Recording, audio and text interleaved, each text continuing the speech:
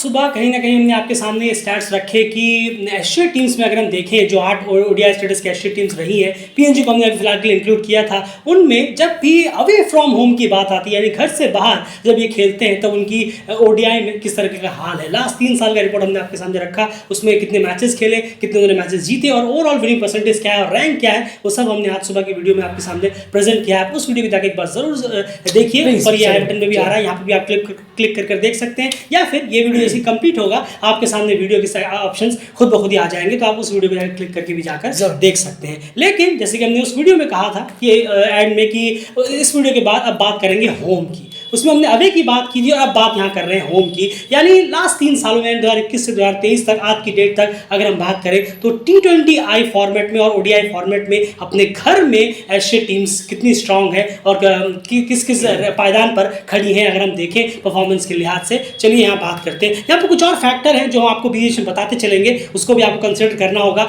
और हमारा सवाल फिर से आप सबसे वही होगा। एंड यहाँ पर सबसे पहले ओडीआई परफॉर्मेंस से बात करें तो इन 3 सालों के सारे मैचेस को अगर मिला दें बर्ड टीम्स के जो उन्होंने घर में खेले थे, रिपोर्ट क्या कहती है? जरूर नंबर 1 से अगर हम शुरुआत करें यहाँ पर, तो यहाँ एट होम में ओडीआई में अगर हम देखें तो नेपाल यहाँ नंबर 1 पर है, जिन्होंने 15 मैचेस खेले घर में और 12 में उन्हें जीत मिली, 80% उनका विनिंग परसेंटेज है। दूसरे नंबर पर स्कॉटलैंड, जिन्होंने 9 मैचेस खेले 6 में उन्हें जीत मिली और 67% उनका विनिंग परसेंटेज है। तीसरे में नामीबिया, जिन्होंने 15 मैचेस घर में खेले ओडीआई, 9 में उन्हें जीत मिली और 60% उनका यहाँ विनिंग परसेंटेज है। चौथे पे यूएसए, 8 खेले 4 में उन्हें जीत मिली, 50% उनका विनिंग परसेंटेज है। यूएई 19 मैचेस खेले हैं घर में जिसमें कि 9 में सिर्फ जीत मिली है, 47% विनिंग परसेंटेज।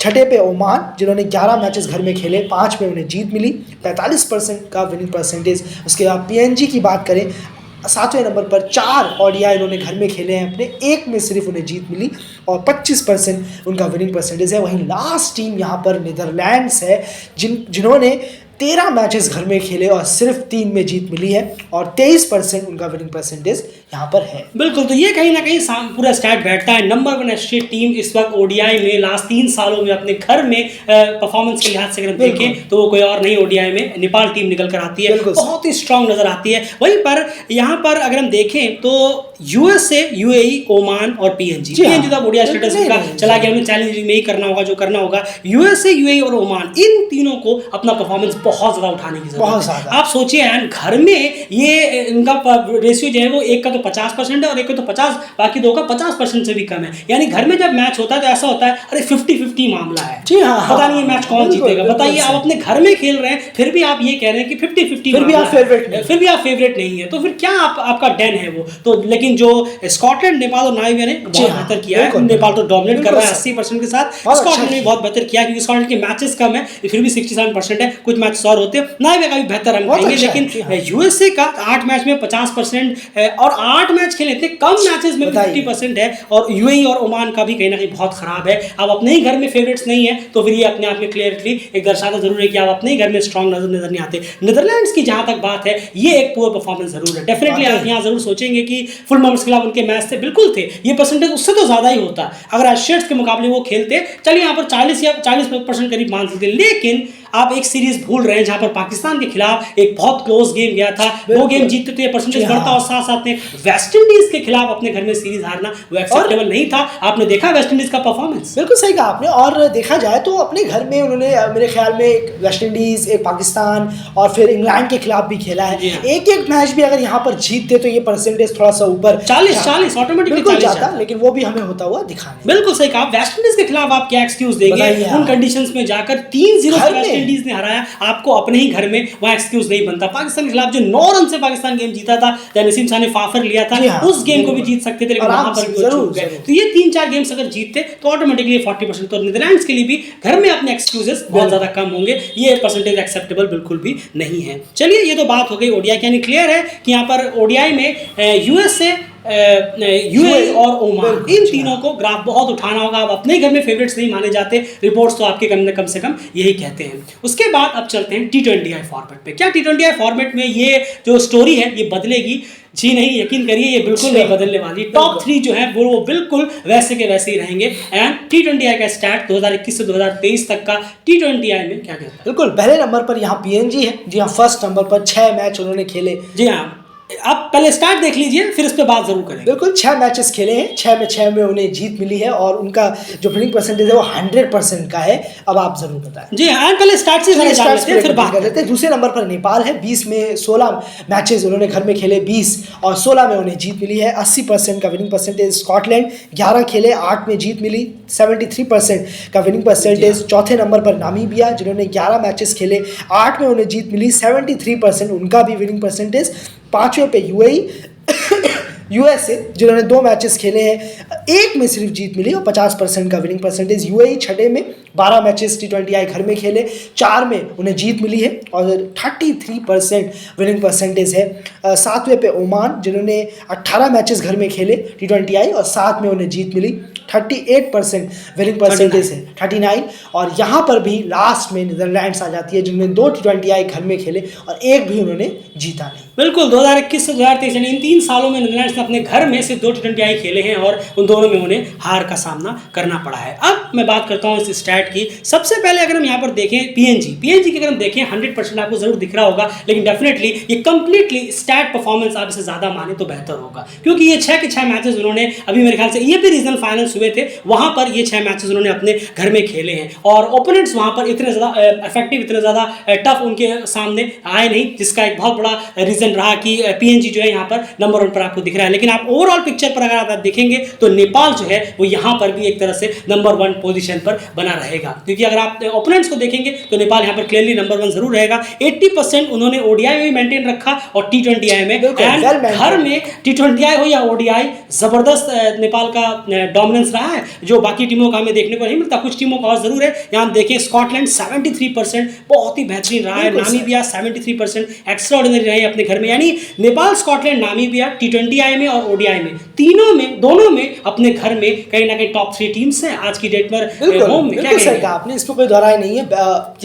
ये तीनों टीमों ने जिस तरीके का परफॉर्म किया है अपने घर में, ODI में अभी हमने थोड़ा आपको बताया, वहीं पर T20I में भी 80% नेपाल का, 73 और 73 स्कॉटलैंड और नामीबिया का विनिंग परसेंटेज है। तो ये अपने आप में बहुत हाई है। और अभी नामीबिया ने जिस तरीके का परफॉर्म किया लगातार 2 सालों में, जिम्बाब्वे के खिलाफ जो सीरीज हराई, बिल्कुल सही कहा। तो अपने आप में एक बेहतरीन है कि ये टीमें बहुत अच्छी तरीके से स्पीड अप कर रही है। घर में जो रिजल्ट हमें देखने को मिल रहा है कि एक घर को किला जो है, जी हाँ, फोर्ट जो है वो उसे गिरने नहीं दे रहे, ढहने नहीं दे रहे, ये बहुत अच्छी बात है।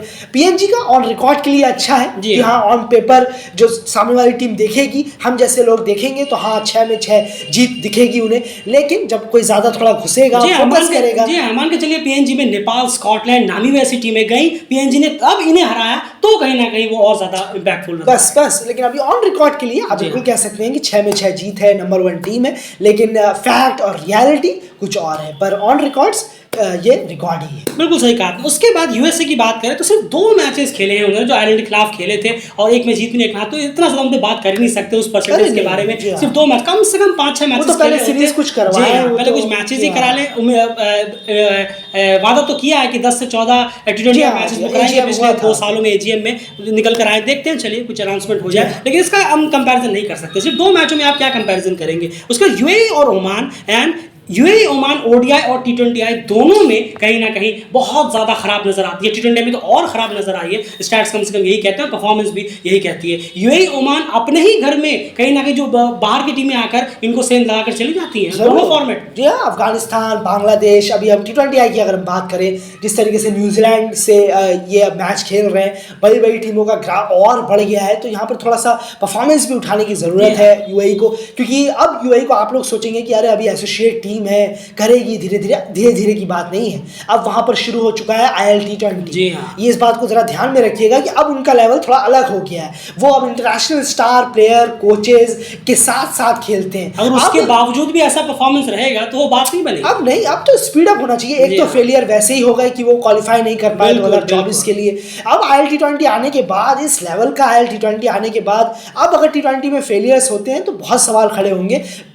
करेगा कौन ये नहीं मालूम, लेकिन दिल्ली क्रिकेट तो हमेशा ही करेगा जरूर, आज भी और कल भी। बिल्कुल सही कहा आपने। तो ये एक्सक्यूजेस कम होते चले जाएंगे जब आप अपने यहाँ पर इतनी ग्रैंड लीग करा रहे हैं, हाँ, इतने बड़े बड़े प्लेयर्स आपके साथ आपके प्लेयर्स खेल रहे हैं, और उसके बावजूद भी अगर आप T20 में अपने ही घर में आपको खिलाफ तो रहा नहीं, दूसरे अगर वो भेज दे रहे हैं तो फिर कहीं ना कहीं इस पर सवाल तो जरूर खड़े होंगे, और दिल्ली क्रिकेट जरूर ये चीज़ उठाएगा। यानी यूएई और ओमान को ODI और T20 दोनों में अपना जो डैंड है उसे स्ट्रॉन्ग करने की जरूरत है, क्योंकि घर में ये दोनों टीमें बहुत ज्यादा खराब नजर आई हैं। कम से कम परफॉर्मेंस और स्टैट्स यही कहते हैं। बाहरी टीमों ने आकर यहाँ पर ज्यादा अच्छा परफॉर्मेंस किया है इन कंपेयर टू ओमान और यूएई। लेकिन डोमिनेट की बात करें तो दोनों ही फॉर्मेट में ODI और T20 में एक टीम जिन्होंने कंप्लीट डोमिनेशन दिखाई है पिछले 3 सालों 2021 से 2023 में। खराब दौर में भी अपने घर में उन्होंने कहीं ना कहीं अपना जो परफॉर्मेंस है, परसेंटेज है, उसे बेहतर ही रखा, और फिर 2023 में तो डोमिनेट ही कर दिया।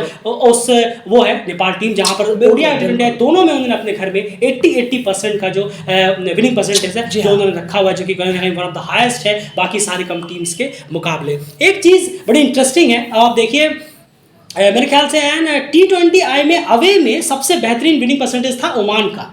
मेरे ख्याल से जो हमने निकाला था अवे का, ओमान का था 80% शायद। ओमान नंबर 1 पे थी। आप जिन्होंने वीडियो देखा है सुबह वाला वो जानते होंगे, नहीं देखा तो आप एक बार जरूर देखिए। ओमान अवे में T20I में सबसे बेहतरीन विनिंग परसेंटेज वाली टीम रही है इन 3 सालों में। उस टीम ने जिनका अवे में सबसे बेहतरीन है, उस टीम को जाकर हराया है जिनका होम में सबसे बेहतरीन विनिंग परसेंटेज। ये आपने बहुत अच्छा जोड़ा, ये एक जबरदस्त रिकॉर्ड है, ये एक कनेक्शन बहुत अच्छा है। ये आपने बहुत अच्छा कनेक्शन जोड़ा है। सोच कर देखिए, जो टीम अपने घर में जिसके रिकॉर्ड्स ये कह रहे हैं कि हम बेस्ट है अपने घर में, और है भी वो, और अवे में जिसके रिकॉर्ड्स बेस्ट हैं, जो वो कह रहे हैं, मानना पड़ेगा ओमान ने वो तो खैर करके दिखाया। अवे में वो बहुत बेहतर हुए हैं होम के बजाय। और जो होम में टीम बेहतर है, जैसे कि अभी हम देख रहे हैं नेपाल, जिस तरीके का रिकॉर्ड हमने आपके सामने रखा है, तो ओमान ने वहां पर आके सेंध लगाई है। ये अपने आप में ओमान की बहुत तारीफ करनी होगी। बिल्कुल सही कहा। ये अपने आप में पर्सपेक्टिव या एस्पेक्ट ये दिखाता है कि ओमान ने वो जो 2 मैचेस जीते थे नेपाल के खिलाफ, पहले लीग स्टेज में क्वालिफायर के, एशिया क्वालिफायर रीजन फाइनल्स के, और फिर उसके बाद जो फाइनल मैच जीता जो सुपर ओवर तक गया। ये अब इन स्टैट्स को जानने के बाद आप कहीं ना कहीं और ये सोचेंगे कि नहीं, उन 2 जीतों में बहुत दम था, क्योंकि जैसे हमने पहले भी आपसे कहा था कि नेपाल को नेपाल में जाकर हराना, वो भी शॉर्टर फॉर्मेट में हराना, बिल्कुल भी आसान नहीं। वो भी फुल फ्लेज उनकी स्ट्रॉन्ग टीम है, सारे प्लेयर्स उसमें मौजूद थे, एक्सपीरियंस, नए, यंग, संदीप वगैरह सब कुछ थे। उसके बावजूद उनको बैक टू बैक 3 दिन में दो बार हराना, डेफिनेटली ओमान को क्रेडिट देना होगा कि क्यों आखिर अवे में जाकर उनके रिकॉर्ड्स सबसे बेहतरीन है T20I में इन 3 सालों में। उन्होंने उस टीम को अगर जाकर उनके घर में मात दी जो जिनका पूरे एसोसिएट लेवल पर सबसे बेहतरीन रिकॉर्ड है। इन 8 टीमों में सबसे बेहतरीन रिकॉर्ड है T20I में। वेल डन ओमान, और नेपाल भी वेल डन कि नेपाल ने दोनों ही फॉर्मेट में अपना दबदबा होम में अभी भी कायम रखा, और विनिंग परसेंटेज होम में उनका सबसे बेहतर है इन कंपेयर टू ये 8 एस्टेट टीम जिनके पास ODI स्टेटस है। एक के पास था, अब वो जा चुका है। फिलहाल इस वीडियो में इतना ही। आपकी क्या राय है इस पूरे स्टैट्स में, इस पूरे डिस्कशन पे? और सुबह जो वीडियो डाला था कि ये सब टीम्स घर से बाहर जब निकलती हैं तब इनकी हालत क्या है, उसको भी एक बार जाकर जरूर चेक करिए। फिलहाल इस वीडियो में इतना ही, और दिल्ली क्रिकेट चैनल को सब्सक्राइब जरूर करके रखिए। बाय।